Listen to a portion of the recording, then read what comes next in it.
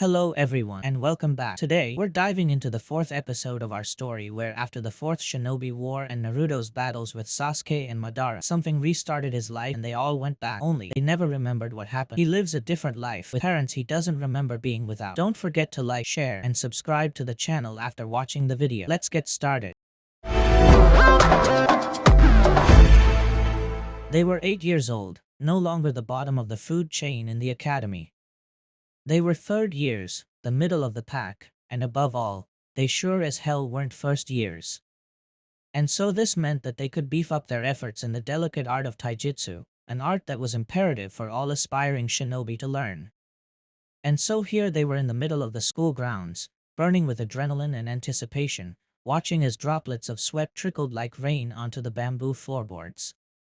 This was a typical third-year taijutsu sparring session, complete with a bellowing Nariko-sensei, who happened to not only be the first year's homeroom teacher, but the resident taijutsu specialist in the academy, and other numerous chunin instructors that alternated from frowning, to nodding their heads, to writing notes on their clipboards. Sasuke blocked the punch as he saw it coming towards his exposed face and saw as his opponent lazily stuck his hands into his shorts pockets. He raised an eyebrow in curiosity, but abruptly shook his head in order to clear his thoughts. He could not afford to be distracted. If that was his opponent's strategy, then so be it. The dark-haired boy would never fall for a cheap trick like that display. The Raven ducked when a lethargic kick swept over his head, but then he swiftly pushed back with his knee, effectively knocking his partner to the ground. He blinked when his opponent did not even bother to stand back up. It even looked like he wanted to just keep lying there. What a lazy pile of bones. Seriously, Shikamaru, the Uchiha noticeably frowned at the Nara who still appeared to lay stock still upon the floorboards in an odd sleep-like trance. Are you even trying? Honestly, the boy asked with a bored tone as he pouted and stared out of the high glass window near the ceiling to take a peek at the clouds.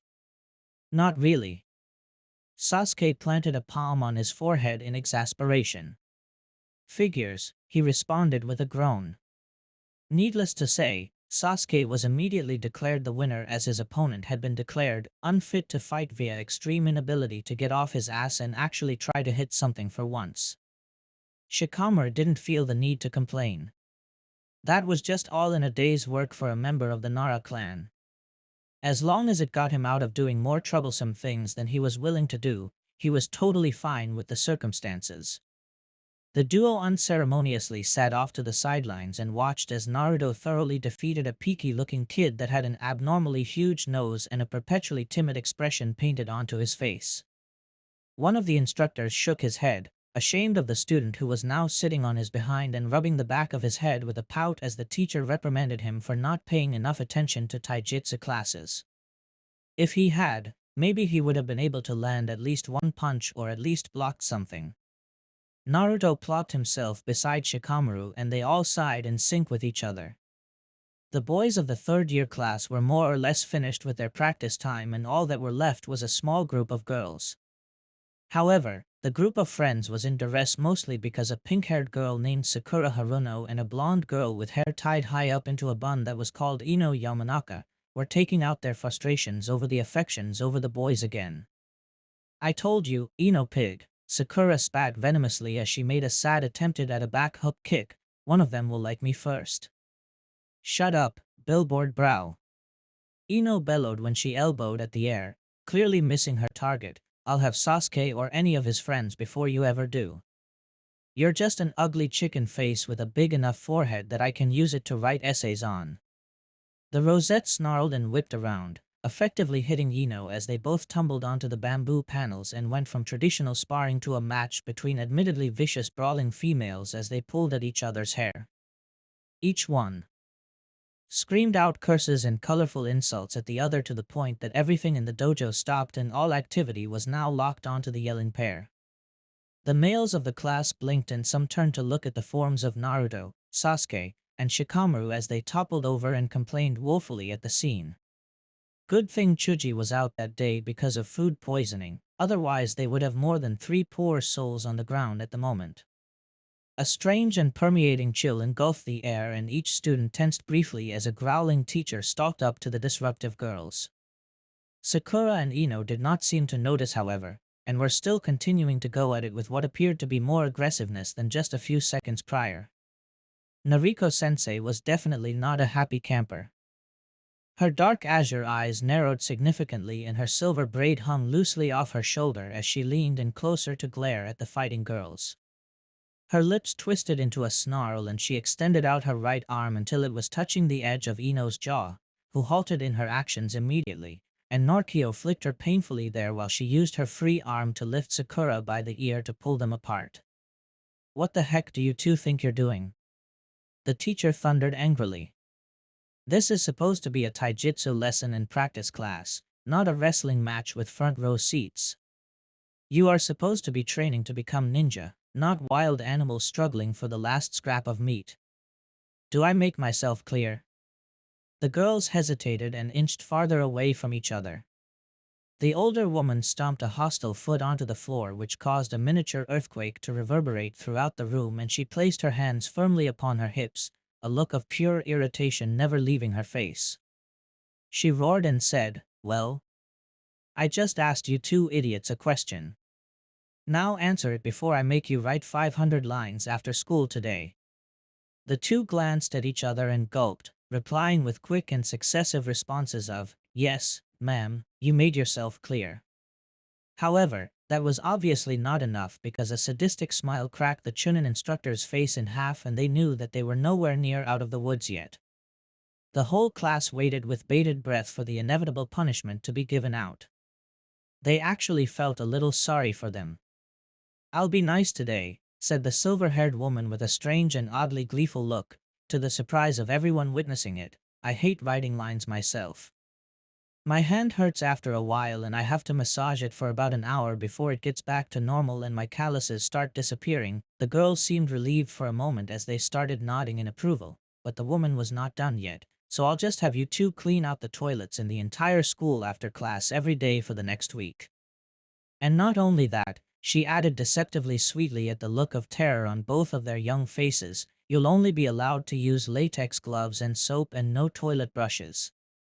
Don't forget to change them periodically, especially when you get to the boys' bathroom. We wouldn't want the germs on your hands to find their way onto our nice clean toilets, now would we?" Luckily, or unluckily for the girls that were in trouble, the intercom resounded in the school campus and the annoying beeping noise that signified the end of the day echoed in their ears before the Chunin could continue with her lecture. Almost everyone sighed in relief and they halted in practicing their forms or from observing others after a spar, and a whole collection of students left to go to their respective classrooms to gather their things and finally leave for the day, while Sakura and Ino grudgingly stood up so that they could follow Nariko-sensei to the supply closet for the beginning of their sentence. In the cluster of boys, one of them beamed and leaned into the group as if sharing a piece of vital information. "Hey," the boy murmured secretively, "you know they say that Nariko-sensei spends her nights writing down punishments in a notebook." Kiba Inazuka, a brunette boy with red triangular clan markings on each of his cheeks, whispered to Naruto, who grinned in reply. A scream of, "Excuse me? What did you just say?" interrupted their chat, and they tried to ignore the incoming Nariko-sensei by saying that they had no idea what she was talking about, while the crowd swiftly ran away to the exit of the dojo, sprinting tirelessly to the entrance to the third-year schoolroom. "And to think she was technically on our side," grumbled Sasuke as he panted slightly from the run. "Troublesome," said Shikamaru.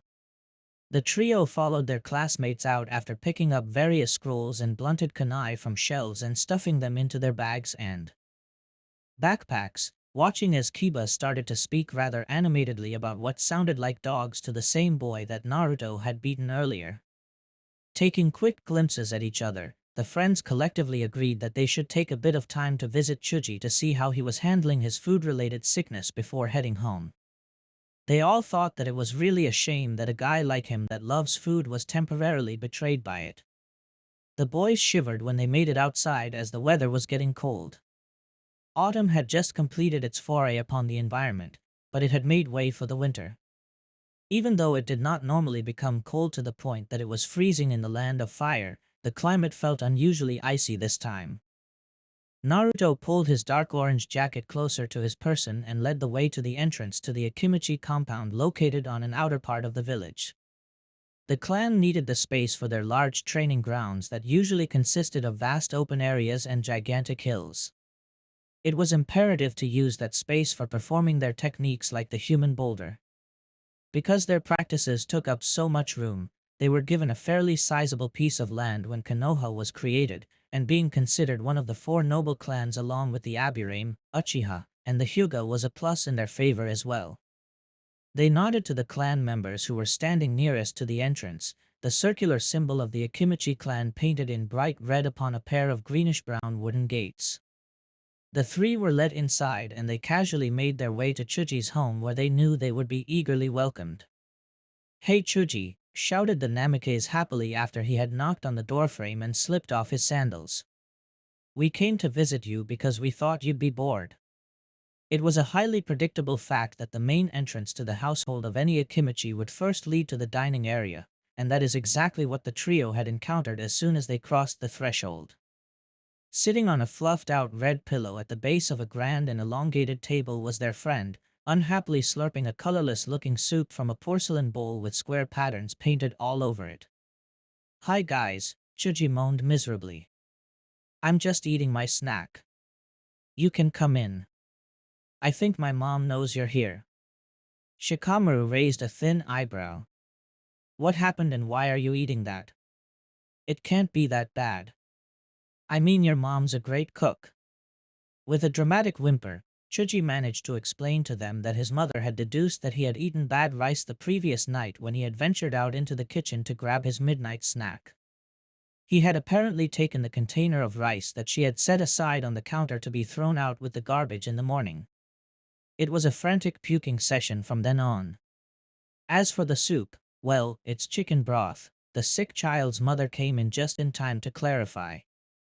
Her hair was brown and cropped short and her arms were rounded with a bit more than healthy amounts of body fat. She was quite the large woman, but she radiated a homely atmosphere that surrounded her in copious amounts. "Can't have my little boy eating something too heavy after he just threw up everything he ate for the past day and a half," the youngest Akimichi pouted while his bottom lip was protruding. "But Mom," he whined, putting emphasis on the "oh, I want some barbecue. This stuff's boring." That complaint earned him a smack to the back of his head and his mother started to reprimand him for being such a stubborn one.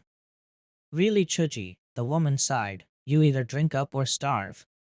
This isn't the first time this happened in this household either, you know," and she waved a suddenly visible wooden spoon as she spoke. "When I was pregnant with you I had the strangest craving for crushed avocados with wasabi, mung beans, yellowtail fish collar, and dragon fruit.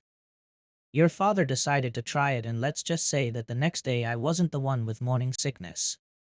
Naruto grimaced and glanced over at Sasuke, who remotely seemed like he was about to be sick. Shikamaru did not look too well either as he was discreetly twitching his right eye. The Namikaze was about to make a comment on how that sounded really gross when a sharp pain struck in the middle of his forehead out of nowhere. He blinked, taking in a breath, and his eyes teared slightly. He did not notice the silence until it was too late and his friends were giving him inquisitive stares. "Are you okay, dear?" inquired Chuji's mother concernedly. "You're looking rather peaky." The blonde roughly shook his head, all the while stating that he was fine.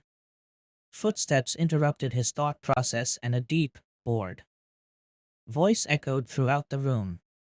"Don't be too troublesome, Naruto," drawled Shikaku Nara, who was a rather tall man with straight scars marring the right side of his forehead and his cheek. A similar spiky pineapple-like ponytail stuck up neatly on the top of his head just like his son, Shikamaru, had. He wore a mesh undershirt underneath the traditional Konoha green jounin vest with a unique deerskin coat over that, and he sported a rather pointed goatee. "I wouldn't want to have to explain any sudden sicknesses you might have to the Hokage," the man continued. "That would be a drag."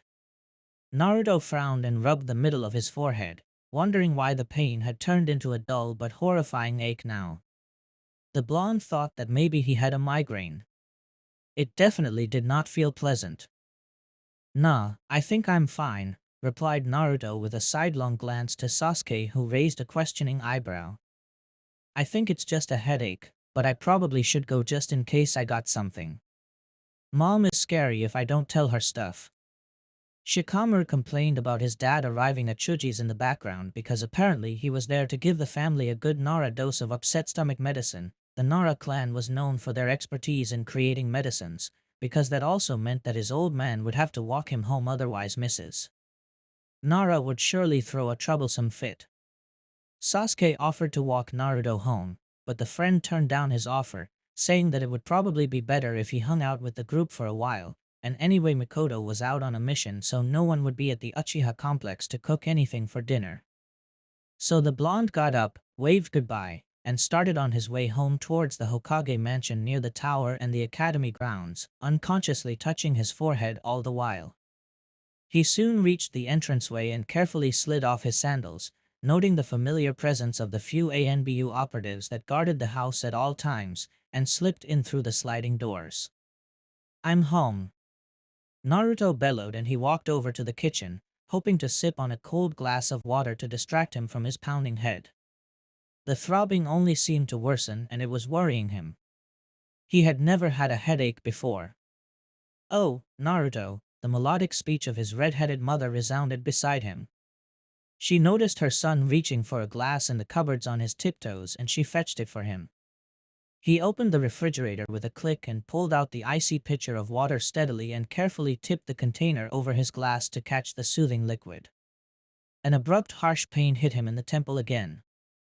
There was a loud crash and the water spilled all over the tiles and shards of glass scattered rapidly on the flat. He distantly heard his mom yelp in surprise, and she was surely about to scold him, but she stopped as soon as she thought of it because her son had sunk into his knees, clutching his head, and was silently screaming. Naruto felt so much of that aching feeling in the center of his forehead that he did not have the strength to yell out, "Naruto!" That was his mother, who was gripping his shoulders like a lifeline. Her voice sounded fuzzy to his ears and he could not reply. "Naruto, what's wrong?" He vaguely heard her shift a little, and he imagined her desperate violet eyes searching for something, anything, to help her son. "Minato," she bellowed. "Something's wrong. Hurry," and it all went black for the boy, who had totally collapsed on the pristine white tiles of the kitchen floor, but he had awoken inside his mind, unbeknownst to them all, and he was terrified. Naruto was in some place strange. He was oddly walking atop an enormous pool of water, and there was a sparkling waterfall before him that splashed droplets all over his clothing. Everything was bright and blue, and the background was the color of the sunset which flashed across a non-existent sky. There was no sun, only light that seemed to stream from everywhere, and in the gigantic space of water, there was only one thing besides the waterfall that disturbed the surface. It was bizarre, really. A circular metallic-looking table sat in the center. Sitting on top of it was a framed photograph, except it was flipped over, its white back staring at him straight in the face. On its back was handwriting that appeared just like his. It was black and scrawny, and written in thick marker, Uzumaki, whatever that meant. The blonde had never been so confused in his life. What was his mother's surname doing on the back of a photograph anyway? He reached out and was about to examine the object, but when the 8-year-old's fingers brushed up against the frame, he heard a voice that whispered disconnected sentences in his ears. He felt that he should know that voice because it sounded warm and familiar, but he couldn't quite place it, and whatever the voice was saying he could not understand. A break appeared in the waterfall, and a curtain of water separated into a triangle to reveal a dark interior behind it. A piece of thin rope dangled from the triangle's tip, and tied to it was a set of keys that looked like they could be for someone's apartment complex, but Naruto did not find that odd at all. The keys seemed familiar somehow. The curious child walked over to the cascade and stood on his tiptoes as he unknotted the keys, and suddenly the water beneath him changed. The pool was golden underneath his bare feet. The liquid tickled unpleasantly against his skin, like a snake sliding nearby, cold and uninviting. It reflected his body ominously, the ripples ripping through the mirror image like multiple knives slicing him, and the air was biting and prickly. There was something evil there, and he knew it, but he entered through the arch of water anyway. Despite his feelings of fear, Naruto bit his lip and proceeded towards a door with the metal numbers of 500 bolted onto it. Somehow, He knew in his gut that this was the apartment door that the keys unlocked, and so he stuck them inside and twisted as he watched for the telltale click. He grabbed the knob, which was as tall as his nose, and he struggled to push the door open. When he did finally see into the apartment, he was met with a wave of abnormal nostalgia, as if he had been there before. A bed sat in the corner to his left with a poster of ramen pasted on the wall above it, and there were things strewn all over the floor, things that probably might have belonged to him. He stepped forward onto the rug that served as a welcome mat, and he immediately regretted it because he fell right through. He tried to scream, but the air was taken straight out of his lungs and he landed with a thud on his behind and yet another splash as cold water smacked him in the face. Now the place was dark and dank and pipes lined the walls. A cage with bars as tall as the Hokage monument loomed in front of him, and a paper tag with the symbol for seal scrawled upon it was attached to them. Human, a deep rumbling sounded, and Naruto was suddenly more terrified than he could ever remember being. Be prepared. The Namikaze gasped, and the sight of a gigantic orange-red fox with glinting and knowing yellow eyes entered his vision. Its 9 tails swished ominously behind its body. He tried to question the creature with a trembling voice, for he was both confused and scared. I don't get it. Why? Silence. The fox cut the boy off easily and without remorse. Be prepared, human, it boomed, or we will be condemned. You must accept my power. More are coming. Be prepared. And then he attempted to speak to it again, his lips shaking, but he closed his eyes for a second and everything turned bleached and everything vanished like nothing was ever there in the deep recesses of his mindscape. Everything was gone. There was no cage, there was no demonic fox to intimidate him, there was no strangely familiar apartment, nor the picture frame he was so curious about, nor the water, nor the keys. Naruto blinked repeatedly and he found himself in the arms of his worried mother, who was still crouching on the kitchen floor, his mop of blonde hair on her lap. His father was touching his forehead with a wet cloth, a knit forming in between his eyebrows. Apparently he had only been knocked out for several minutes. The child swiftly latched onto the sleeve of his mother's white shirt, a frantic look in his eye. It said something's coming, he mumbled out loud. Mommy, what do I do? He had turned to his mom specifically because he knew that she was the previous host. If anyone knew what to do, she definitely would, but that did not mean she understood what was running through her son's head. Naruto, the redhead asked gently. What are you talking about? You fainted. Are you feeling all right? Kyubi, and at this word both of his parents' eyes widened in both shock and dismay. It's talking to me. 1 month later, it was the beginning of January and the cold was suddenly biting. In fact, it had snowed in Konoha for the first time in 20 years. Naturally, this would make any child currently living in the village undeniably excited and happy, and maybe a few of them would be bouncing off the walls. Surprisingly, the snow had stayed stuck to the ground for more than few days and people started to speculate that it would be there for 2 weeks at most. But even with all the joyfulness simmering around the crowds at the prospect of actual decently cold weather, the day would probably be so much better if Naruto did not feel so incredibly irritated. The blonde in question was staring at his black snow boots, watching as the soles crunched satisfactorily on the white blanket beneath them. He was on his way out from the academy as class had just ended for the day, but this just so happened to be one of the rare occasions that he was alone.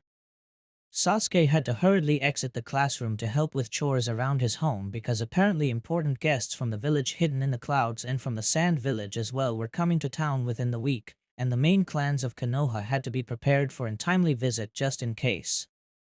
The young Uchiha had groaned in defeat when he told his best friend of his predicament, as the two had planned on training with Itachi and Kakashi for a few hours before his mother announced that neither of her sons would have their hands free on that day.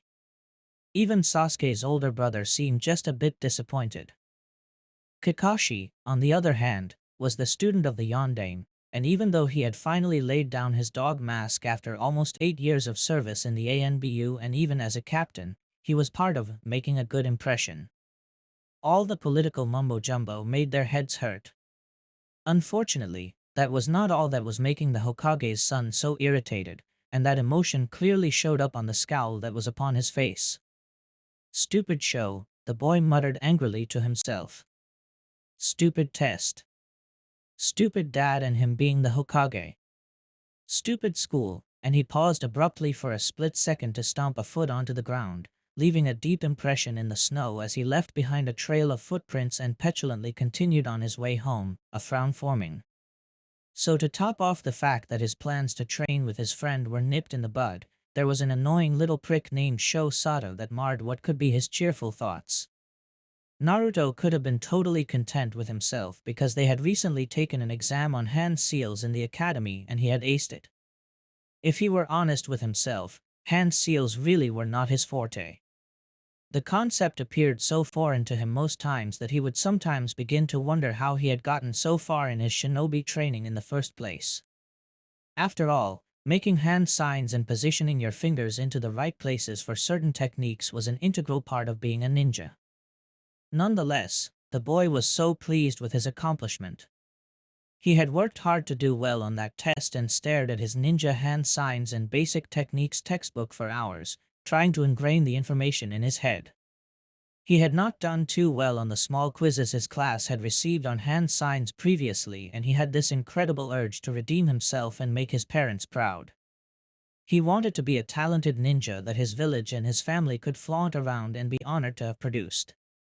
After all, if he was friends with an Uchiha with a genius of a brother, if he had a brother-like figure in his life that was the genius student of the genius fourth Hokage, if the Hokage was his own father, and if his mother was a renowned kunoichi as well, he had a lot to live up to, especially if he wanted to take the hack from his dad someday in the future. Naruto had even asked his Kakashi and II for help when he could not understand the concept of the dragon seal and how it actually symbolized strength, fire, power, and capacity, and rather why it was a seal used to make a technique less vulnerable. But really, even with the amount of work he had put into trying to pass one of the biggest exams of their year, he was so shocked to have gotten all of the questions correct. The exam had been the most difficult they had taken in their third year of schooling, and really he was only one of the very few that actually passed with flying colors. Even though Sasuke passed, he still got a handful of the questions wrong, but he was satisfied enough with his grade because his previous quiz scores on the same subject balanced everything out. Naruto was just glad he had caught up and was no longer close to failing in that subject. However, when the Chunin instructor handed back their papers, a sparking red 100% written at the top of his classmate, Sho Sato just had to point out that Mr. Almost failing hand signs class got such a good grade and probably had cheated because there was no way that he could have possibly passed that thing without some help. Naruto had stared at the tan-skinned boy with messy black hair that stuck up in the front and pointed an accusatory finger at the boy's sharp and freckled nose as he watched Sho's dull gray eyes start to cross while looking at where Naruto had placed his finger. The blonde had subsequently refuted that statement by saying, "Take that back. I studied really hard for this test." The classmate had glowered and replied, "No way. You were one of the worst of us here until now." Then he put on the most disgusting smirk and added, "You probably got daddy to step in, didn't you? It's all because you're the Hokage's son."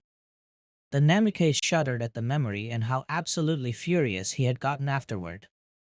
More than half the class, including Sasuke, Shikamaru, Chuji, and astonishingly the timid Hinata Hyuga, was up in arms in his defense and shouted and accused the bully for being such an enormously jealous freak and that he should keep to himself because even with the surprising grade that Naruto had received, the 8-year-old was never an advocate of cheating and everyone knew it, including the teacher. "My dad would never do that. He's not like that and he'd probably kill me if I asked him to," the Jinchuriki had heatedly answered back, even as the class was practically defending him. To that, the teacher commented with a sigh and shook his head, white locks of aging hair swaying from side to side at the sight of such disarray. "Sato," the man had dictated steadfastly and with the wrinkles under his eyes crinkling with the use of his student's last name, "I'll have to know that Hokage-sama is not that kind of man and that he has absolutely no influence over his son's education here at the academy. Here, he is simply just a student's parent and nothing else. If any Hokage had a hand in their offspring's education here, then the son of our Sandaime would have surely graduated earlier. If I were you, I would instead focus on the fact that I had failed the hand seals exam rather than pushing my frustration out on other pupils, the Chunin had said finally with an eyebrow raised, and that was the end of that. And so with that recollection still brightly fresh on his mind, the young blonde persisted to stomp on his way to the front entrance of his house and through the sliding doors, where he was immediately intercepted by something broad and kind of hard, but definitely human. He had run headfirst into the back of his father. The kid growled and attempted to sidestep the man while he headed to the stairs that lead up to the second story, too, where his bedroom was, but he resigned himself to defeat when he felt the back of his jacket being hooked up by a hand, and soon his feet were dangling above the wooden panels of the floor. Minato chuckled as he raised his son higher up with his arm. "Whoa there," he remarked jokingly. "No, I'm home. If your mother were back from shopping for groceries, I don't think she would appreciate that." "Dad," Naruto complained as he kicked and struggled in his father's grip, "get off me." The yellow flash only beamed and dropped his son like a sack of potatoes. The child scrambled to his feet immediately and picked up his fallen book bag, not noticing that the exam he had just gotten back had slipped out from between the folders inside, and not noticing that fact that his father had definitely seen the stapled papers slide out and had leaned over to pick them up as his son huffed. The younger Namikaze was about to step past the first few steps when he heard the papers ruffle in the background and Minato chimed, "I see someone did very well on his big exam," the smile abundantly evident in his voice. "Good job." If I remember correctly, this was one of the harder units in the curriculum. Naruto sighed and walked up to him, quickly snatching the thick papers away from his parents' prying eyes. "Doesn't matter," he ground out, "I'm going upstairs and sleeping." The kid scoffed when he felt Minato snatch him by the back of his clothing again. He asked himself why his dad was being particularly nosy that day and what he did to deserve it. This must be Murphy's Law, 3, or something. Everything that can go wrong will go wrong, he supposed sadly. The fourth crossed his arms on his chest while giving his son a suspicious look. "With that kind of attitude, of course I'm going to be curious." Then with an intense sparkle in his gaze, he placed a hand on the back of Naruto's coat and guided him to the circular kitchen table where the two of them sat down across from each other, chairs screeching, face to face. "Now," the father went on sternly, "you know you can't hide everything from me." Naruto exhaled and glanced downward, fiddling with the endings of his coat sleeves. He had only just now realized that he had forgotten to take it off when he entered the Hokage mansion and was sorely regretting it. He thought that maybe if he did not have a hood at his back, then it would not be as easy for his dad to snatch him like that. The child thought of school and how his friends defended him in the face of adversity. He really did have great friends, but even so, the incident with Sho really felt like a wake-up call. He had not really thought of the fact that people could be wary of him or even envious of him just because of who he was, and for some odd reason, the youth started to feel horrible about getting such a fantastic grade on his test. Somehow, it did not seem quite fair, so he told his father so, even with how uncomfortable about the entire situation he was at first. He said everything from the beginning, how he had studied with absolute dedication, how he had asked for help when he needed it, and Minato could attest to that because he was admittedly impressed when he witnessed part of that, how he was utterly stunned when he received the final score, and of course how he had been slightly bullied afterward. "Naruto," his father stressed calmly as he stared seriously into his son's azure irises. "You don't have to apologize for being successful." "But," and Minato held up a palm to stop him from talking. Naruto shut his mouth straight away. "You have to understand that being prosperous is about working hard to earn what you have. It is not all based on the injustice of society or who your family is," the Hokage acknowledged with conviction. "In order to gain success, you have to work hard first, and you have to keep working hard to maintain that success. Maybe you need a little luck too, and maybe it helps to be in the right place at the right time, but you have to remember that recognition is the act of standing out because you have strived to be the best you can be. Nothing was made to be free, son. If things were, don't you think this show boy would have gotten a passing grade on his exam just because he asked for it? And wouldn't you have, for that matter?" By the end of his short lecture, Minato was intently trying to gauge the reaction that he was expecting from the younger blonde. For a moment he was imagining some sort of outburst or for a passionate retort about how things still weren't fair anyway. What he did not expect, however, was what Naruto said next. Oh, the boy frowned, but what about him then? Are there really people out there like him that hate me because I'm your son? He bit his lip then added, his voice a whisper, like those people who took me away before. Like Riku? The yondaime blinked and suddenly a rush of internal thoughts bombarded his mind and he tried to sieve through them carefully, gently, but they came like a violent river, like whitewashed water splashing hard against jagged rocks made of doubt and confusion. I hate you, he remembered the enemy shinobi spitting that in his face. He remembered the aftereffects of his first kill and how conflicted he felt about it, but he knew that he had no choice. He had to kill that woman. If he didn't, they would have taken the scroll of vital information on the Leaf Village and everything he held dear would have been danger. The leaf would have burned. I hate you, she hissed in his memories. The female was faceless to him now, but he recalled all too well that look in her eyes, the haunted, terribly horrified look she shot at him as his kunai dripped with the crimson of the blood he had drawn. You killed her. You killed my little sister. I'll never forgive you. After that, Minato remembered that the scroll somehow made it into his team's possession and their forced B-rank mission was completed successfully even though they were only green genin. The forest had exploded in blinding light behind them as they scampered off into the darkness and the trees had rustled in agitation. He knew the kunoichi had died. But they were in the middle of a war. That was the way things were. At that point, he remembered how he tried not to think about what he had done. After all, his team and Jiraiya-sensei had thought nothing of it because of the world they had lived in. Young, freshly graduated academy students were pushed into war because they needed all the manpower they could get. He had to kill, even at that age. Minato was only 10 then. Listen, son, the older Namikaze said as he shook his thoughts away. The solemnity in his tenor caused the boy in question to perk up. There are people like your classmate who are easily influenced by their envy and try to get the easy way out, and we both know that that's wrong because there are never any shortcuts to true success. Those are the kinds of people you should not worry about because their path of jealousy is of their own design and they cannot get anywhere that way, and he glimpsed at the intricate grains of wood on the table, not looking Naruto in the eye. But then there are other people that can't let go of their hatred. They can't learn to forgive. I'm not going to pretend that there are no people that hate you because of who you are. You and I know that would be a lie. But those people are the ones that cannot see past what they hate. They only see the act and not the reason, and eventually their hatred becomes blinding. Naruto tilted his head to the side. I don't really get it. The father put on a bittersweet smile. I don't expect you to.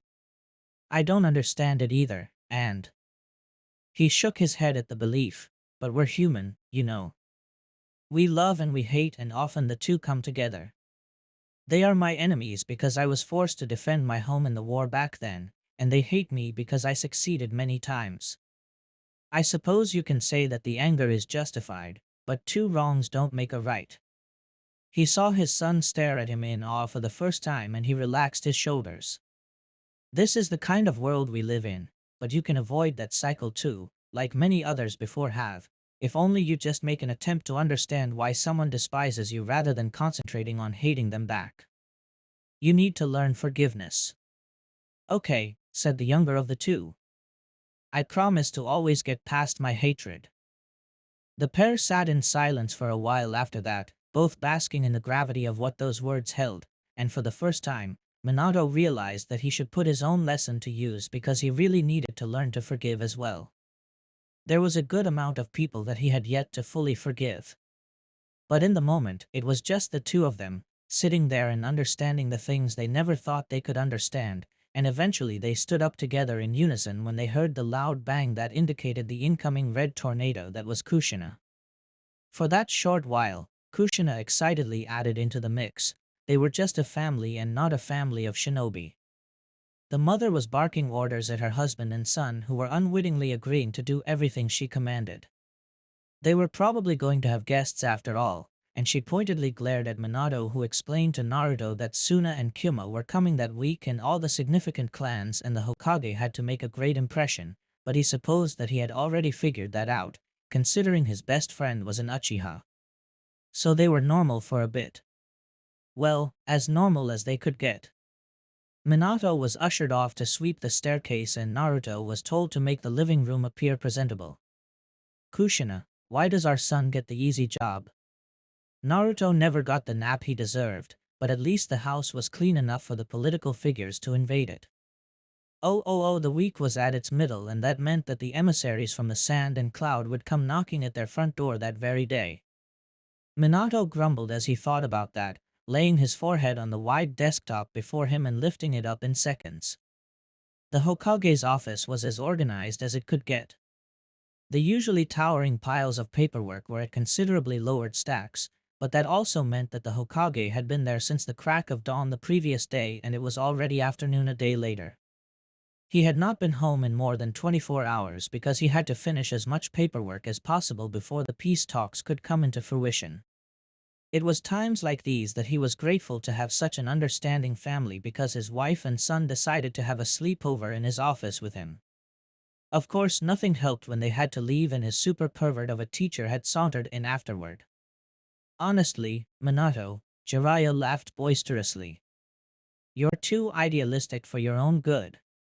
The blonde smiled and quipped, says the man who tries to change the world through his debauched books. They're good reads. The Sannin interjected quickly and defensively. Besides, I'm not saying your idealism is a bad thing. In fact, you could say we need more leaders like you. Idealism is the key to changing things. He grinned and continued, and without idealistic annoying geniuses like you, I'd have no one to brag about. The Hokage groaned loudly as he dropped his head unceremoniously and dramatically to his chest. At first you started sounding utterly philosophical and then it turned into an unadulterated insult. I'm touched. Really. Besides, all I'm saying is that if this treaty with Kyumo is successful, and my plan to allow our ally, Suna, into it is as well, we'll be one step closer to a more unified shinobi front and maybe the other elemental nations will want to follow suit. It isn't a bad thing. No, of course not. The older man waved his hand in dismissal. It's a good thing, yeah. But once you got this whole unifying the entire world thing down, which I totally support by the way, I'm looking forward to the spread of my very valuable literature. Let me guess, Minato deadpanned, you just can't wait to have the opportunity to see the more exotic kinds of women in the other hot springs. That's right. You really are a genius, my precious student. The fourth eye twitched multiple times before he found it on his conscience to reply. Honestly, you really are a hopeless case. There has to be a way to make peeking illegal. I'm sure the council would wholeheartedly approve. Although Kakashi has developed a disturbing interest in your erotic novels, so I wouldn't put it past him to attempt to veto that idea instantly. Teacher and student continued their explicit bantering, shifting conversation topics from teasing Minato for not being able to hold his alcohol for more than a pathetic number of drinks, to the lure of naked women, to how Sarutobi would want in on the peeking as well. Though the Hokage frowned and defensively stated that he was married and that his mentor really needed to get a grip and drag Tsunade back to Konoha so that he could get married too. And as this occurred, these brief few minutes of joking that was nowhere near worrisome, the gates of the Hidden Leaf finally opened to reveal that the representatives from the Sand had arrived with Cloud not too far behind. The Hokage would be notified immediately, and the talks would begin. The 7 shinobi from both nations were thoroughly checked and their passports were carefully scrutinized by multiple Konoha shinobi and ABNU, and finally they were let in through the massive green gates that led into the village proper by the bored-looking gate guards who called themselves Izumo and Kotetsu. As the whole village was formally notified of the peace talks with Kyumo and the additional presence of their allies, everyone was excitedly crowding around them. There was much chatter and the guests were happily greeted and welcomed with wide arms.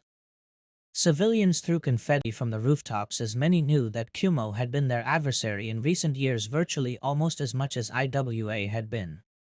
Bunches of people parted and they were led to the base of the Hokage Tower by a small squad of 3 cloaked and masked ANBU. The 3 hailing from the cloud were a mostly serious group, save for one young girl with dark blue locks of hair cropped shaggily to the end of her chin who was bouncing on the balls of her sandaled feet. She had intense black eyes that seemed to twinkle oddly with every inch she decided to move, and she wore a pure white kimono with the typical gray-white and one strapped jounin vest over the top. The forehead protector of her home village with the stylized symbol of 3 clouds was tied tightly around the top of her right shoulder. The girl appeared to be very youthful, maybe even a child, as her height paled in comparison to the other 2 adults traveling with her. The second female of the Cloud team was a stoic woman with long dirty blonde hair bound with taut bandages and dark eyes. She wore a short-sleeved black and purple blouse and black pants, both of which had a design that suggested clouds on them, purple fingerless gloves and a chain of white beads wound around her left hand. She also wore the standard Kumo forehead protector and wore bandages around her arms and legs as well as a red belt around her waist. Yujito, the eldest man from Kumo, turned to speak with his subordinates briefly as they cut their way through the throngs of people. He was known as the head ninja of his village, only second in command to the Reikage himself. He was a brunette with a scruffy, short, and pointed beard. Bandages were wrapped around his head to the point where you could not see the rest of his hair, and a hitayate covered their ends and slanted over his right eye. "Behave yourselves," he ordered, and they looked on to the tower with significance. Behind them was the group of 4 sand ninja, only one of which was stern adult. A pair of streaks of bright red face paint decorated his right cheek and a cream cloth covered the other half of his face. "Remember that the reason you 3 are here is because this is a political gesture of trust," Baki explained urgently to the 3 children that trailed behind them. None of them appeared to be ninja quite yet. The oldest seemed to be a girl who was around 12 and had 4 blonde ponytails tied tightly to the back of her head. The second in line was a brown-haired boy with a pout of his face, a few messily done portions of purple paint defined his facial features, and the last one looked to be the youngest. He had close-cropped red hair, dark edges around his light green eyes that might have been from insomnia, and a gruesome fresh-looking scar over where one of his eyebrows should have been that resembled the kanji for love. "The Yondaime Kazekage wants to show that he trusts the Hokage," continued the single adult, especially after he allowed Suna to take part in their peace talks with Kumo. "Both Kages know how much our economy needs this, and the fact that the Hokage is even letting us become potential candidates for allies of Kumo so that we can trade with them is a huge plus in our favor. Your father is sending you out in his stead. You would do well to remember that." He looked pointedly to Temari, the eldest sibling, and added, "That means you 3 must keep yourselves in line and no killing anybody." "Not here." Then he glanced over to the redhead, Gaara. "I kill if mother tells me to," murmured the child, his eyes downcast and maybe a little sad. And they traversed along behind their fellow ninja, thoughts of a potential and permanent peace taking up most of their thoughts, save for a few who honestly could not give enough of their effort into care, and the snow crunched below their feet. Meanwhile, the Yondaime's son carefully pushed open the double doors that led to the Hokage's office, fully aware that he had to hurry up and finish his errand before the representatives arrived. "Dad, I got you some soup. It's pretty cold outside and you probably forgot to eat again." He held out the warm metal thermos to his father, who was still quirking an eyebrow at something Jiraiya had said.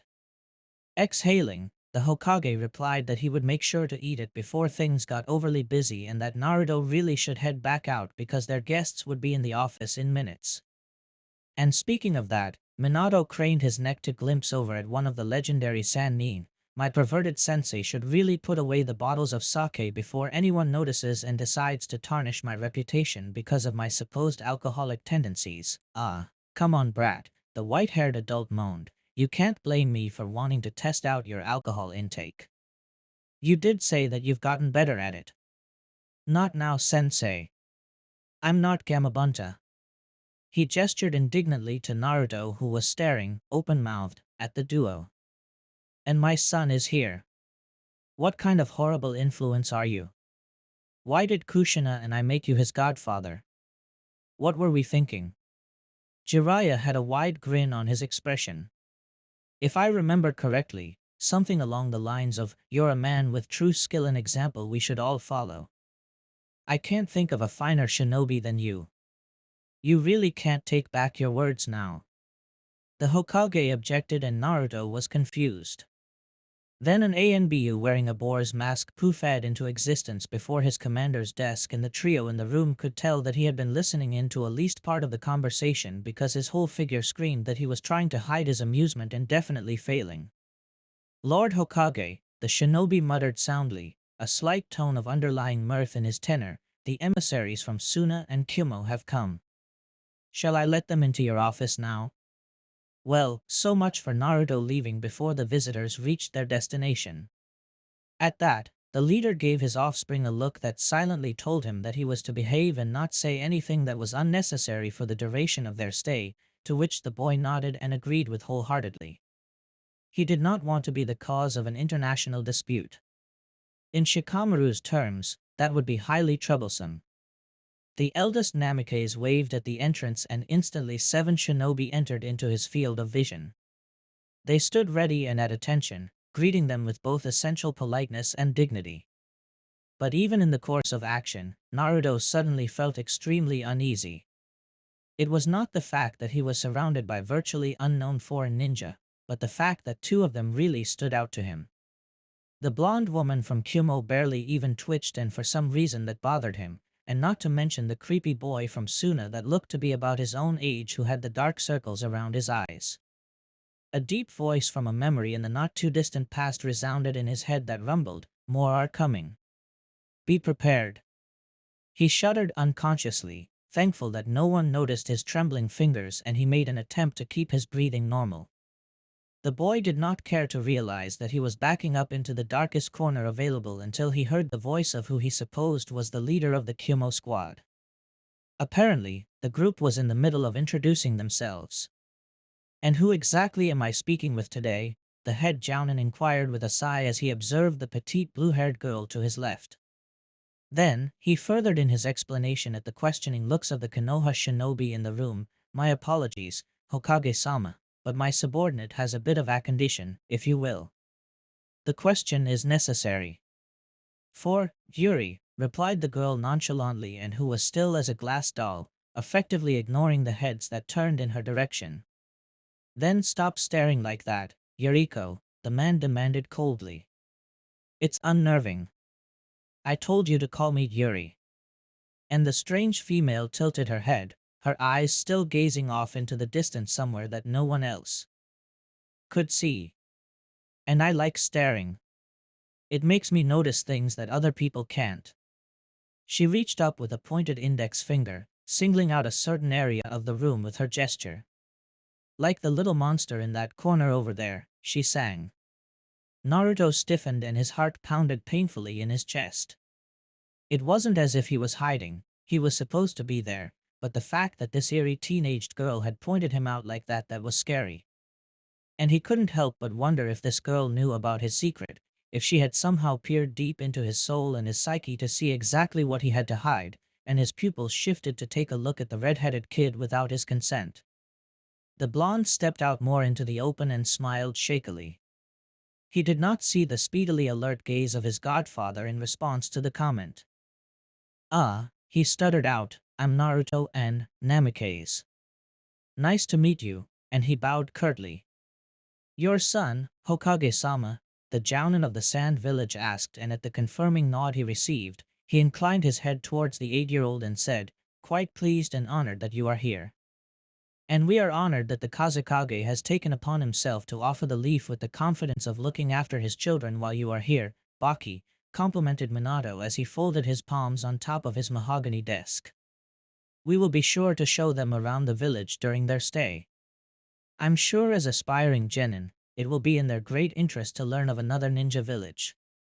He motioned over to his son and he suggested that Naruto be the one to give the Sand siblings a tour while the jounin stayed behind to negotiate. The young Jinchuriki bit his bottom lip and soon agreed to do what he was told. They were off and out of the office in seconds, leaving the more experienced ninja to do the political dealings. The four children walked out from the base entrance of the tower confidently, Naruto relaxing his shoulders significantly after his own self-imposed tension was ended. Now that he was away from the Kumo ninja, he no longer felt that uneasiness around Gaara as he did before. Although he still felt just a little wary, he was comfortable around the siblings for the most part. He was not afraid. He placed his arms on the back of his head and his winter coat rode up his stomach a bit. So where do you guys want to go? And he faced the trio with a kind smile. The emotionless redhead was internally surprised at the gesture, but did not say a word. The answer was given to him when he heard a grumbling sound coming from the brunette boy with face paint and Naruto burst out laughing. A food place, then, the blonde male commented. I'll bring you to the best place there is. Ichiraku ramen. I hope you like it. With a grin still splitting his face in half, the boy walked backwards until he was nearest to the preteen that was obviously the hungry one. Kenkuro, right? The second oldest of the Kazekage's children nodded uncertainly. I'm really bad at remembering names, so sorry if I get it wrong the first few times, you know. I'm not as smart as my old man. Temari frowned as she followed behind her brothers, all the while keeping a tentative eye on her youngest one. The Hokage isn't that old though. In response, Naruto only chuckled again. Nah, not to other people he's not. But to me, Dad's ancient. There's no way a guy like him could know that much and not be really, really old. My mom, though I'll just say she's young forever otherwise she'll probably murder me. Scary woman, they came to a partially outdoor ramen stand with an entrance covered in cloth flags with writing sewed onto them. The Hokage's son led the trio to the front where he shouted at Old Man Tucci to make the made bowls of hot, steamy, miso ramen noodles with extra pork. The extra 5 bowls were for Naruto's extensive appetite and bottomless pit of a stomach, of course. Temari, taking responsibility as the oldest sibling, was about to sit nearest to Gaara, who appeared perpetually angry at the world and was practically seeping less and less emotion as time went on, when Naruto intercepted and placed a steaming bowl right in front of him. Nevertheless, she was shocked when the boy sat on the stool directly next to her little brother. He beamed at Gaara, who still had not said anything and clasped a hand on his back. Temari tensed when she noticed sand started to agitatedly swirl in Naruto's direction, but exhaled in relief when it did nothing more than that. Somehow, this boy was affecting her brother in strange ways and she could not say it was a terrible bad thing. You and I are around the same age, right? The Namikaze asked. He basically brushed off the impassive glower he was receiving and the slight tingle of anxiety he felt for a split second. That means we're the same year in the academy. I'm definitely sure that we can be friends, you know. You should meet my friends Sasuke, and Chuji, and Shikamaru. You'll like them. They're great. The redhead parted his lips in a momentary bout of surprise. The swirling sand slipped away and vanished into the gourd that was strapped on his back. Well, come on. Why don't you eat something, Gaara? Your brother over there sure is enjoying himself. And the blonde-haired boy divided his chopsticks apart and began to slurp on the noodles from one of the 5 bowls of ramen that were set in front of him. It's definitely the best, you know. His words were muffled by the food in his mouth, but somehow Gaara didn't care and his siblings were amazed even as they themselves ate less enthusiastically. But most shocking to the brother and sister was the fact that their little brother did in fact indulge in his food at the request. He had blinked, confusion flashing on his features, and hesitantly consumed a small piece of pork. It's good, the boy muttered quietly, to which Naruto continued to lighten the atmosphere with laughter and continuous talking. For the rest of lunchtime, the sand never slithered out of the gourd again. Afterwards, the Sand siblings plus the fourth's offspring exited the establishment with satisfied appetites.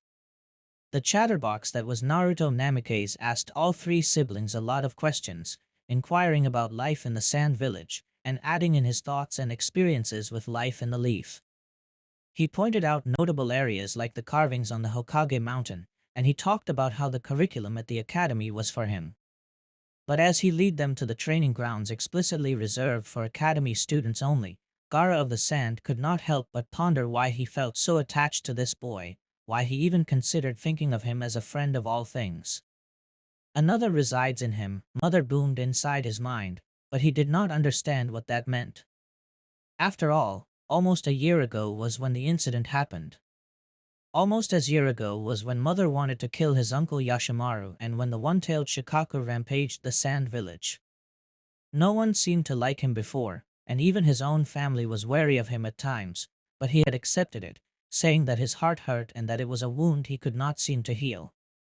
But Uncle Yashimaru had pointed out that the best way to put medicine on a wound like that was love, that he had a mother who loved him, that if he could make friends then his chest would not feel so painful anymore, that he wouldn't be so alone. But Mother never really loved him, did she? Uncle had said. Was it all a lie? He didn't know. This boy Faf was the first since his uncle that was never afraid of him. He was the first who seemed to not mind him at all. He treated him like a person and not a monster, not a demon. Gaara wanted to know how this was possible, so he voiced his thoughts. Why aren't you afraid of me? Mumbled Gaara, breaking the comfortable silence that embraced the group for a while. His light green eyes were wide with disbelief and his siblings abruptly stood still. Why should I be afraid of you? Naruto questioned, and the boy grinned gently at his fellow Jinchuriki, though he did not know what they shared in common, beckoning him to come closer so that they could walk side by side. Gaara of the Sand had never been so confused, relieved, and even kind of angry with himself in his entire short existence, but for a moment the hurt on his heart disappeared and something akin to warmth spread from deep within him, a calming balm, a feeling of acceptance. He hoped this feeling would last. The peace talks went well and Kumo had agreed to allow Suna in on their trade planes, gold dust for iron weaponry. Minato suggested to Baki that the sand jumpstart a textile industry as that would also boost their economy, and he could not help but marvel at the fact that kunoichi from all over admired the quality of the lasting fabrics. This led to slight teasing from Jiraiya, who implied that his student probably was more in touch with his feminine side than most men were. The comment was not appreciated and subsequently ignored. Nevertheless, Baki agreed to the idea, saying that it was a fact he was not aware of before because his village never concentrated on trading textiles, but rather on the Kazekage's talent with golden sand and grappling with shinobi missions. Kumo offered to trade iron for some of Konoha's abundant medicinal plants. All was well and everyone was rejoicing. All that was left was to sign the final contracts the following morning. It was already late into the evening and the Jounin had parted, going to their separate hotels and leaving the Hokage behind to finish some last-minute paperwork well into the night. He knew he wouldn't come home until later, but his wife and son were already aware of that. He would make up for it later. But in the darkness something ominous moved in the grass, rustling the leaves behind the Hyuga compound, and the masters of the bloodline limit of the infamous all-seeing eye, the Byakugan, would not be stirred awake until it was too late. The trespasser's blue hair wavered in the moonlight as she stared through the square window and at the small, innocent little girl lying in bed. She was the daughter of Hayashi Hyuga, the heiress that will inherit the clan. How perfect! And yet another disturbance joined the Uchiha compound simultaneously, a feline-like smirk on the face of the intruder, and she quietly tiptoed on the wooden floorboards of someone else's home creek. Naruto stirred awake. He shoved off the comforter and his ears perked up as he heard the noise yet again. Creak. He gulped. Something was there and he was still half asleep. This was bad. This was very, very bad. He didn't know what to do besides yank his sandals on, his pajama pants whipping out as he quietly jumped from the mattress and onto the floor. Glancing to his bedside table, he took the one pouch of meager weapons that he owned and clipped it around his thigh. He was not allowed to own a full set yet because he wasn't quite a shinobi. He heard a loud crash and leaped into the air in fright. Eyes wide and scared, the blonde pulled open the door that led to the outside of his room and he sprinted down the hallway. Trying to get me again, Kumo? He heard his mother's voice bellow furiously. I don't think so, you know. Another booming noise and a Kushina-sama, he's already down. He deduced that that was probably one of the ANBU that watched the house. That meant whatever provoked his irate mother was serious. Naruto turned a corner and rapidly ran down the stairs. The boar-masked ANBU glanced upward from the twitching body of what looked to be the head jounin from Kumogakure, who was crushed heavily into the tiles of their kitchen. His mom was fuming beside him, a fist still raised in anger, and her hair seemed to be made out of flames. Mom, the boy shouted in surprise. What happened? What's this guy doing here? He skidded to a halt beside them. What happened? I'll tell you, you know. The Cloud Ninjas are nothing but dirty, filthy, little, she roared, but she was cut off by the decidedly calmer facade of the ANBU guard. We defeated the enemy quickly, Naruto-sama, remarked the man seriously. But his attack means that the Cloud has betrayed us and that others are in grave danger. Considering their interest in our bloodline limits and their considerable lack of them, they probably attacked your mother in an attempt to capture her for her special Uzumaki chakra. Wait, Naruto gasped. Bloodline limits? You mean Jujutsu? His eyes widened in realization. Sasuke. The Hyuga. Boar nodded grimly. We've got to help them, the boy exclaimed, and he headed to the door but was stopped by the same ANBU. No, said the man. You will go to the safety of the Hokage Tower this time. Your mother has agreed to assist with this mission, and I'm sure the Hokage will agree that she will be sufficient help. You, on the other hand, are not yet a ninja. You will meet the Kazekage's children when you get there, and the Hokage has already been notified. Shikaku-sama will use his tactical knowledge to aid us in nullifying the threat. I assure you that the Uchiha and the Hyuga will be safe by the end of this night. He then nodded to a wall and another masked ninja melted into existence. This one had a cat mask on. Cat was told to escort Naruto to the tower, and Kushina nodded resolutely in the direction of her son before she huffed irritably and disappeared with the other man, no doubt bent on knocking heads together. They hurried to the base of the tower, quickly spotting the trio that was the Sand siblings. Baki must have been assisting with the problem. He was part of the alliance after all. That was probably why the Kazekage's children were to be put under security surveillance. But just when safety was in sight, just when they could enter the safety of the tower's inherent barrier, the dam broke. Naruto should have known that plans in the shinobi world never actually flourished fully because something always would go wrong, no matter how perfect the plan was, no matter how intricately thought out a strategy was. There were 1,000,001 ways things could explode in your face. And that's exactly what happened. Mokutan. Cat shouted, and the three siblings instinctively dived behind him and Naruto. The ground rumbled beneath them and thick slivers of wood erupted out and formed a dome-like shield around them. For a moment, it seemed like nothing collided, but they were soon proved wrong. All 5 of them were blasted backwards and they grunted on the impact. The sizzling that signaled a leftover technique resounded in their eardrums. And the wall that had protected them previously had exploded into shards of pointed wood. A crater of blackened earth was in its place while the debris flew across the street in all directions while some scraped the sides of buildings.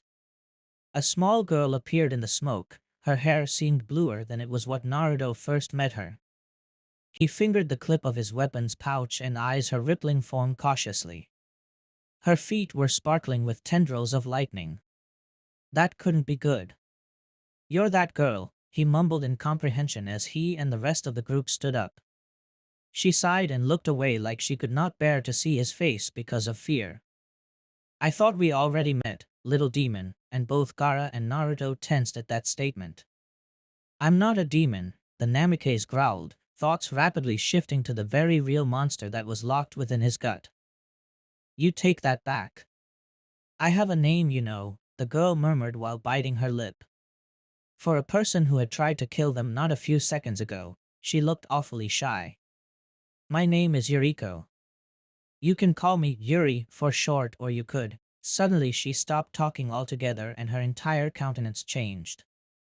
Her dark pupils seemed to dilate and her shyness abruptly left her. Upon its place was a feral grin. "I'm Ko," she spat out instead.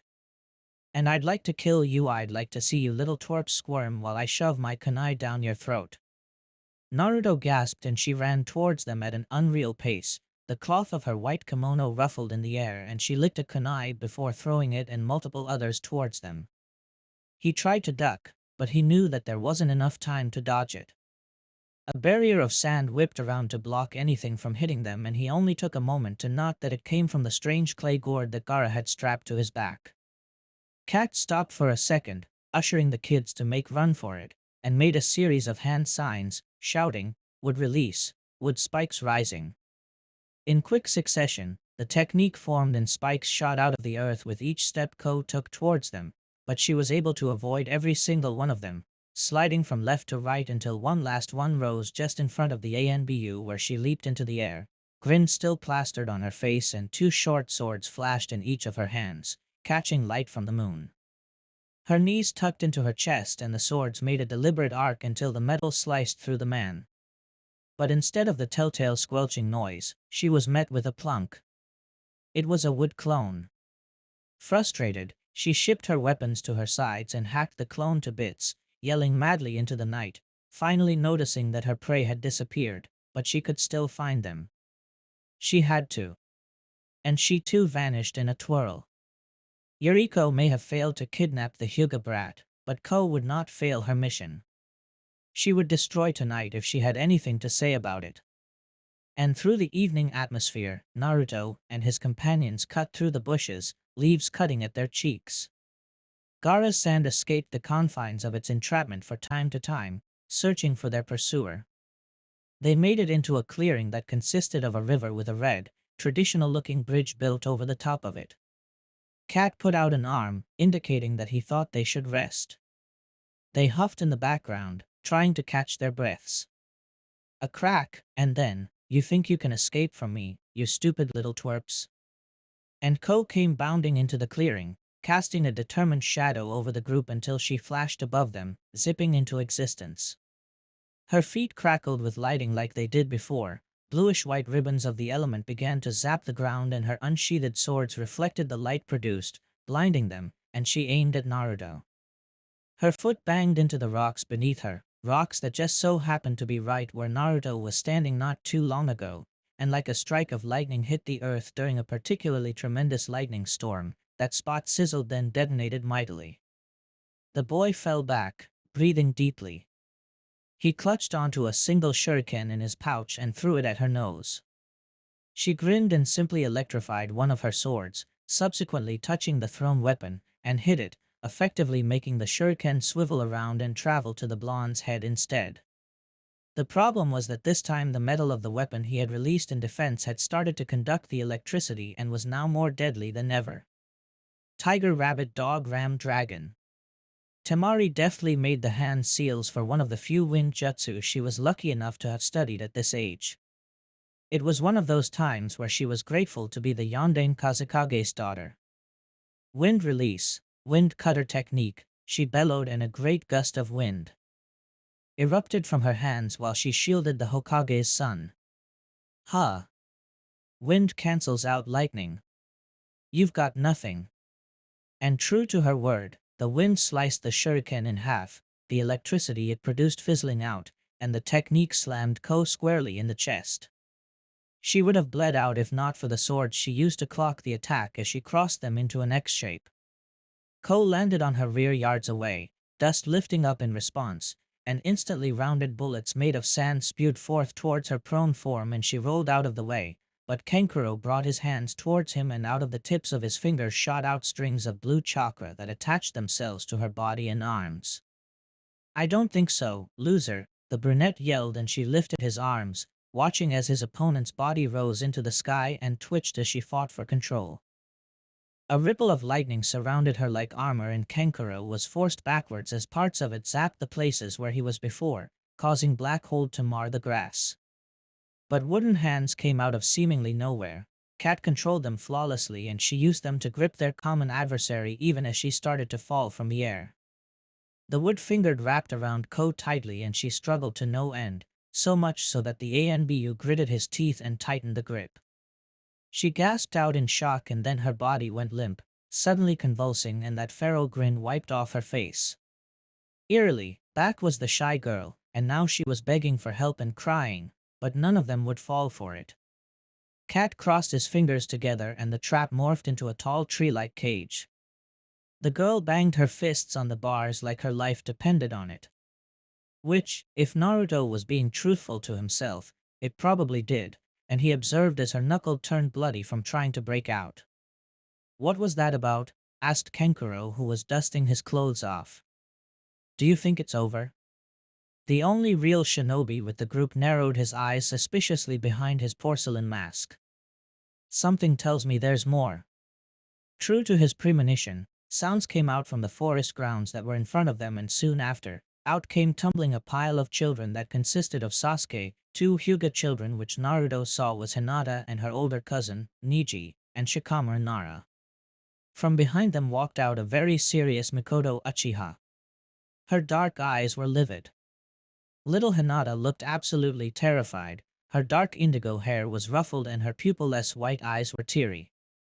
Niji had his long dark hair tied at the bottom and he had similar eyes, but he had thin bandages wrapped around his forehead. He gripped his younger cousin's smaller hand protectively. Meanwhile, Sasuke inched toward his mother instinctively and Shikamaru looked utterly lost. "Sasuke," Naruto panted out in disbelief. "Hinata, Niji, Mikoto-sama." He blinked and stared intently at the last arrival before hastily adding, "Shikamaru?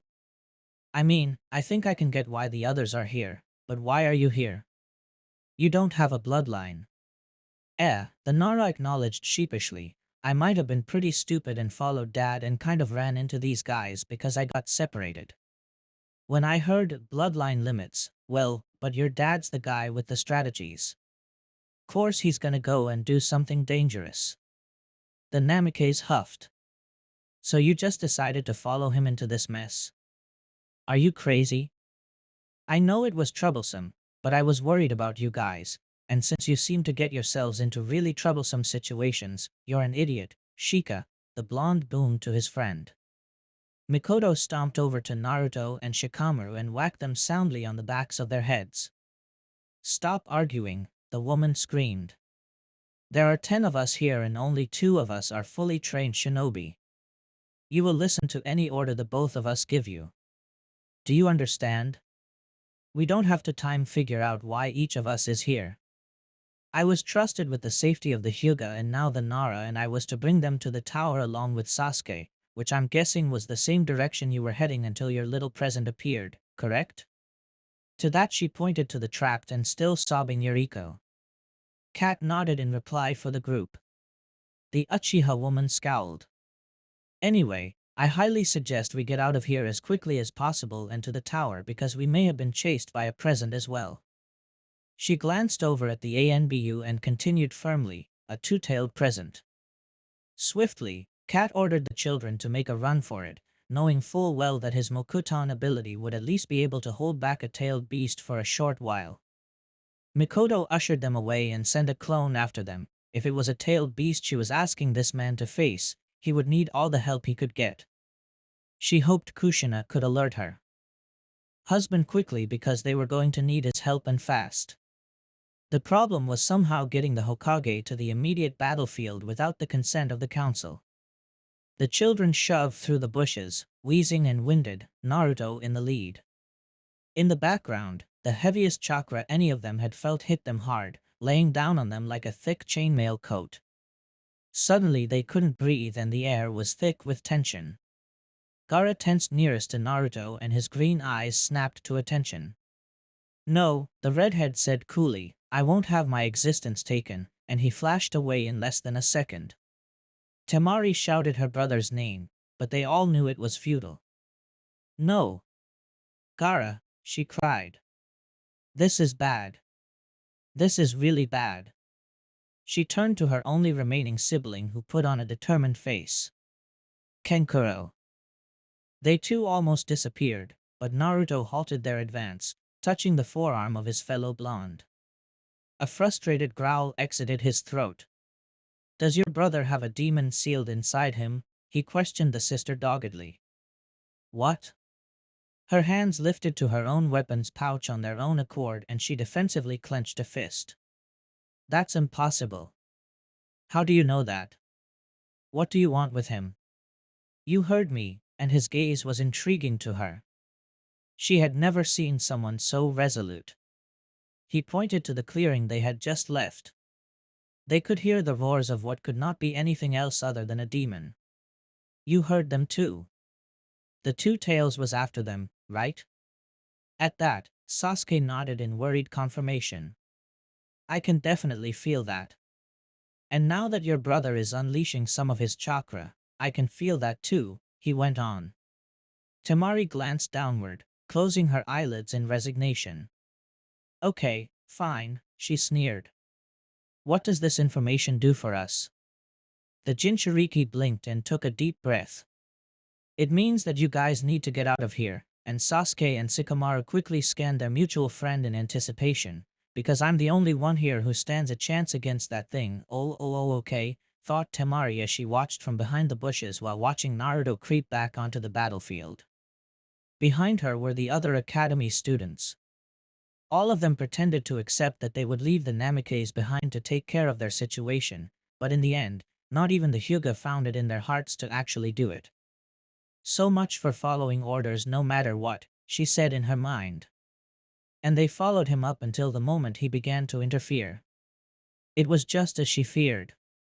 Gaara had already partially transformed into the Shikaku. She supposed that the oppressing chakra of a fellow Jinchuriki would be enough to trigger a transformation. That was probably exactly what happened. Gaara's sense of survival was enormous. Kaboom! A crater formed where a tree should have been. So that wasn't the best first thing to feel when entering a fight for your life. Wooden spikes shot out from the ground. A magnificent spout of fire came from the mouth of the Uchiha woman, charring the sides of trees and plants and blackening the snow. Before the two sweating jounin was a gargantuan cat, taller than any house and as wide as 1.5 training fields. It was made of sizzling blue fire, its eyes were a sickly bright yellow, and it had two lashing tails attached to its rear.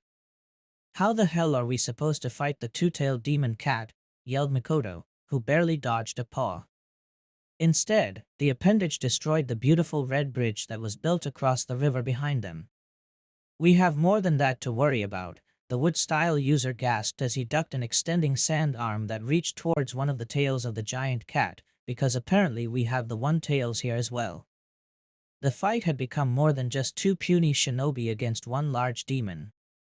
Now with the Shikaku added into the mix, sand swirled ominously around them, lifting what they thought were non-existent winds, and fireballs flew from left and right. It was all they could do to keep away from the crossfire because this was now a battle between monsters. A wooded shield rose from the earth and the Anbu was about to protect himself from a whip of blue fire, but it ended up burning the wood that was used to separate him from it. He bounced backwards on the soles of his feet and rolled over when a tail crashed into the remains of the shield as well. From the tall cage where Yuriko was held, they could hear screams of anguish, agony, and an odd tone of amusement. "Shut up, you insufferable failure," the demon cat wailed to the girl. "Here I am fixing your mistakes, and this is the thanks I get? Remember your place, human." And its left paw came down to sweep the smaller form of a partially formed one-tailed Gaara away. The redhead flew past their heads and suddenly there was a flash of yellow, but it wasn't the yellow flash they were hoping would be there soon. It was Naruto. He caught Gaara and they skidded in the dirt on the impact. His pajamas were covered in dry mud and his shoulder blades were scratched to no tomorrow. The other boy squirmed in his grip, and then turned an angry demonic scowl on him. "This is my fight." "What are you doing here?" the influenced Gaara spat. "Trying to save your butt," the blonde replied calmly. They shot up together, not noticing how the adult stared at the duo in both horror and awe. Together they ran towards the demon and bullets of sand bombarded the monster while Naruto attempted to throw handfuls of kunai at its big yellow eye in hopes of blinding it. The animal hissed when a shuriken came close and it slammed its back foot into the ground, forming yet another gigantic crater in the scene of battle. A rumbling sounded and abruptly the group was surrounded by squads of masked ANBU, including a fiery Kushina who punched a hole in a boulder nearby and caused cracks to litter the terrain. Caught in surprise, all the residents stumbled on their feet, but the cat was not done yet. Its eyes focused on the pair of young Jinchuriki and breathed in deeply. Kushina's violet eyes widened in dismay. "Get out of here!" she belted frantically. "It's going to make a tailed beast bomb." Hearing this, the children that were hiding in the bushes while watching the battle unfold before them sprinted in the opposite direction of where the beast was aiming, but Shikamaru noticed that Naruto and Gaara would not have enough time to get out of the way. It was in the moment that he made a decision and his hands formed into the unique hand sign of the Nara clan. He would not let his friends die. Shadow possession technique, the Nara called in arms of black show snakes stealthily on the landscape, illuminated by the moon's light. The tendrils grasped a hold of Naruto, who was already gripping onto Gaara, and on Shikamaru's command, they yanked the pair out of the clearing and away from the line of fire. Unfortunately for the Nara, now he was the one who was in danger. There was a terrifying outburst and trees uprooted as a massive and corrosive ball of purely dense chakra detonated. Waves of air spread out in circles and the bystanders had to cover their eyes and ears. The sound was too much and the dust tickled their tear ducts unpleasantly. When all was silent and relatively still, all that was left of the cat demon was the fallen and exhausted form of Yujito Ni. Her jounen vest was badly torn and her blonde hair was dirty and splayed. But in the portion of the field where the bomb had come to fruition, everything that used to be there was left as ashes, disintegrated, and there was no sign of Shikamaru Nara. "Shikamaru!" Naruto heard Sasuke yell. The Hokage's son was crouched, curled up next to Gaara whose sand had calmed and returned to the container. But Naruto saw it all. He knew from the start that when he felt himself lose total control of his body, that one of his closest friends had sacrificed himself for him. And suddenly his head was throbbing in pain. All he saw was coated in the angry color of red. He breathed, trying to control his emotions, trying to control the tears that prickled at the back of his eyeballs. His fingers trembled and his palms began to sweat. His eyes faced downward and all he could see was blood and furiousness and nothing else. He wanted to kill the thing that had caused this pain to explode in his gut. "That's right," the deep voice in his mind snarled, "remember your power. Remember our power." Naruto's head lifted and his pupils had turned to slits, his irises a dark crimson. The whiskers on his cheeks thickened and his face morphed into something feral. The canines of his teeth extended and grew out past his lips and then he was growling. An orange and bubbling cloak of pure chakra covered his body and fox ears shaped along with the immediate formation of two tails. "You killed him," the 8-year-old roared. The boy bounded over to the downed form of Yujito and snatched the front of her shirt with his hand that now had fingernails that resembled claws. He scratched her face and she bled, screaming in agony as she attempted to scramble away. The woman no longer had the strength to call on her tailed beast. More chakra bubbled outward and a third tail formed on Naruto's cloak. The fox had awakened. In the background, Gaara's eyes were wide.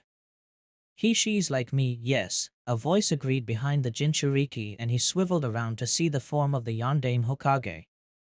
His eyes were intense and were no longer the twinkling light blue he witnessed when he first met him. Now they were dark and forbidding. "Naruto is like you, but unfortunately, he holds the Kyuubi." The man flashed away and Gaara could see behind him the unconscious body of Shikamaru, who was luckily breathing, and behind it the hand of a three-pronged kunai that was embedded into the trunk of a tree. And Minato confronted the rampaging form of his son, a determined look in his eye. He had faced the actual, full demon that was the Kyuubi. He could not be afraid of this. He could not be afraid of his own flesh and blood. "Naruto," he commanded while staring at his son who was now on all fours. You need to calm down. Control your power. Control it.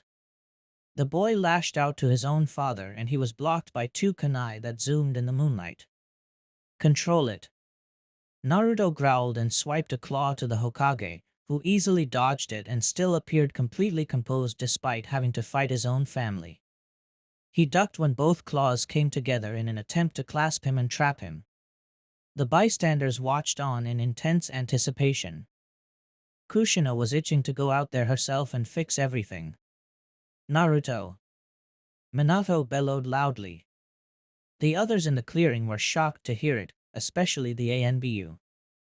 They had never heard their leader shout, let alone so desperately. Remember who you are.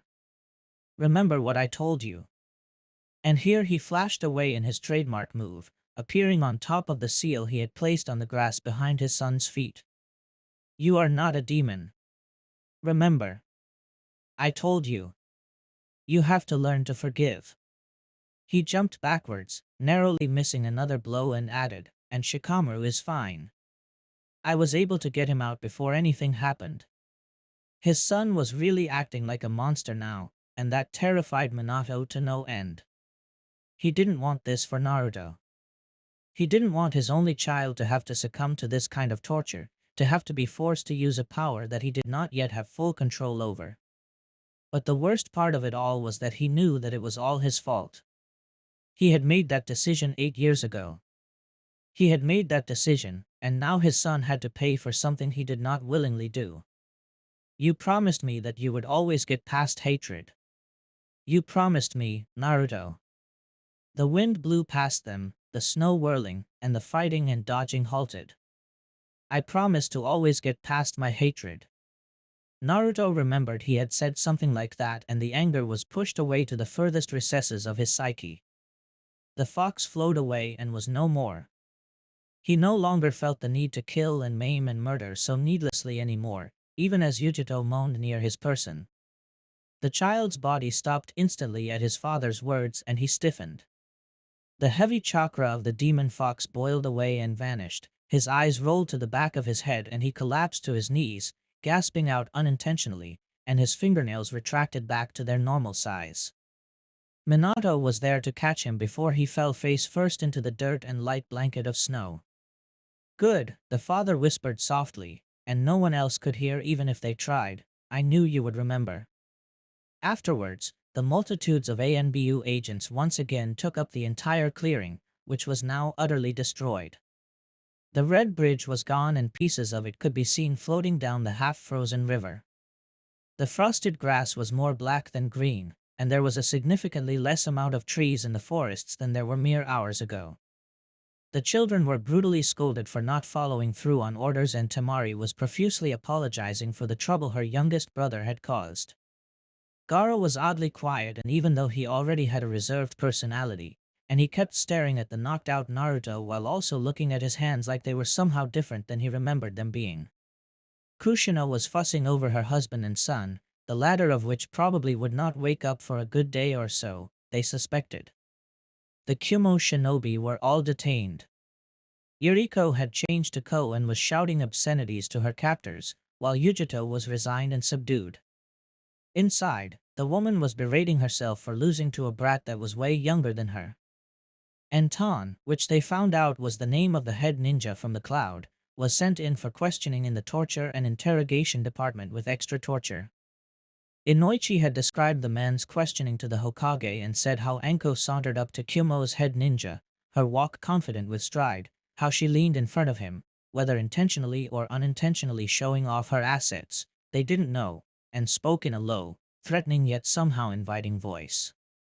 He then said how she lifted her index finger and poked the tied-up man under the chin, his eyes widening with horror and started to speak. Now, Inoichi said she purred with a knowing smirk, "You're going to tell me exactly what your little plan was from the start or else I will gladly introduce you to a close friend of mine." What the friend of hers was, none of them were sure, but they suspected that it was either one of her pet snakes or the knife trick she was known for doing, especially when she wanted information.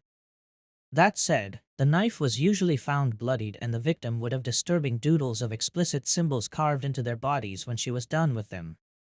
They collected their information quickly because of her help. Kumo had never actually planned on agreeing to an alliance in the first place.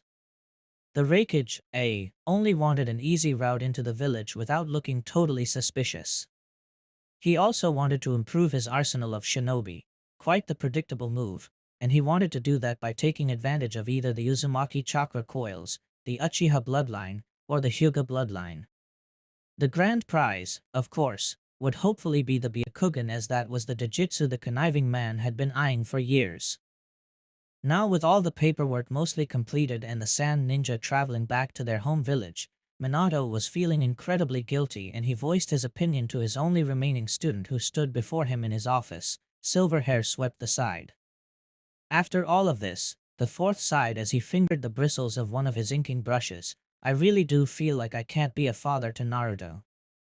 I felt this way before, multiple times, but now, you can't doubt yourself suddenly, sensei, Kakashi offered in his typical nonchalant tone.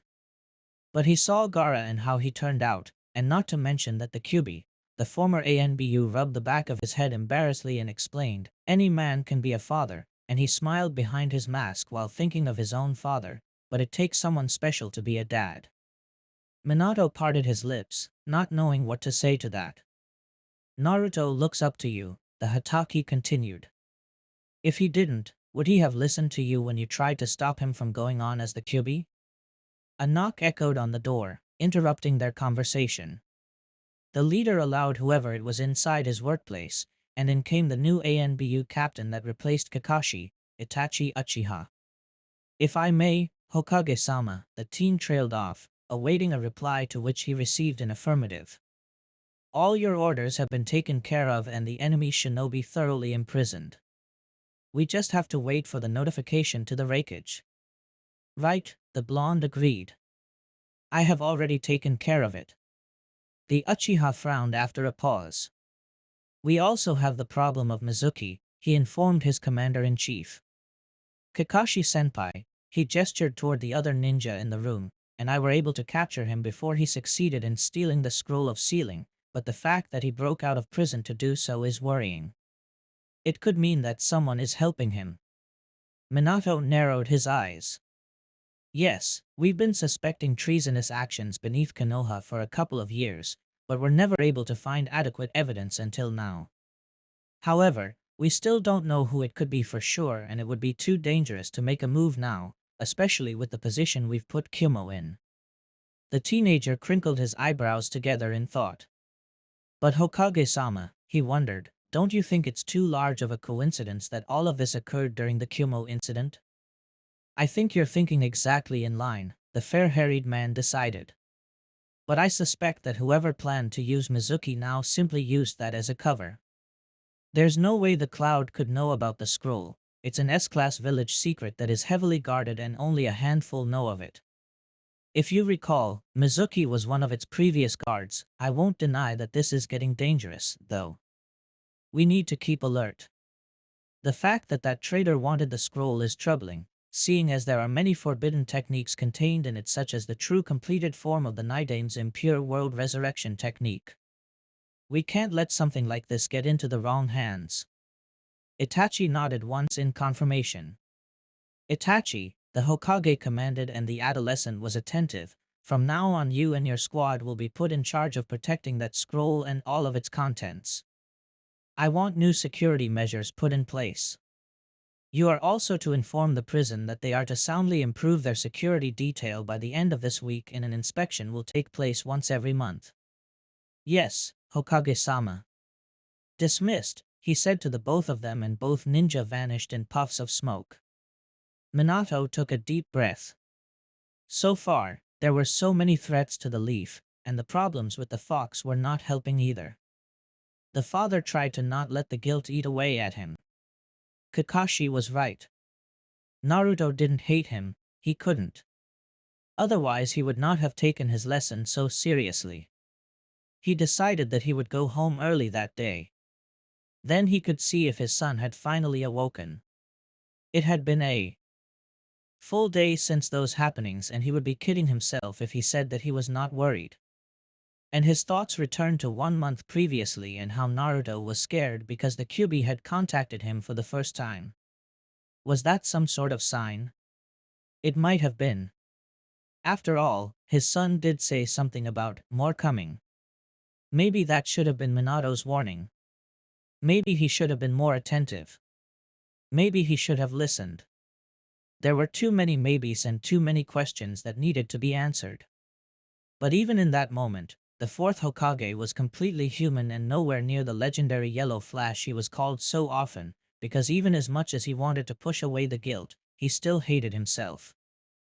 And locked away in his own son's mind was this giant chakra construct of a demon that could speak with him, that could possibly control his actions if provoked.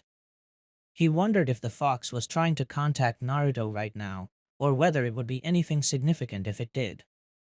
But he was not aware that he was right. There are certain things that a great-tailed demon such as myself could never forget, the Kyuubi said with echoing power in his prison hold in the blonde child's mind. The Achibi and Nearby may have forgotten it all, but I am attached to you. I know everything. I know all. I have seen what has been and what could have been, and you, my entertaining little Jinchuriki, will probably never remember until it's too late, the devastatingly enormous beast finished forebodingly. And he faded out into the darkness, leaving Naruto to wake up with a start after yet another terrifying and confusing nightmare. But even after all the times he had forgotten his dreams, even after all the times he had awoken and it felt like something important was pounding in the back of his awareness like a memory that was trying to outflow from his clutches but could not, this dream sequence felt all the more different because this time he did remember everything. This time, Naruto did not forget and he wondered what exactly the demon wanted him to remember. Thanks for watching. Like, subscribe, and share. Want early audio-only versions? Join me on Patreon, link in description. I'm Fox Sage. See you next time.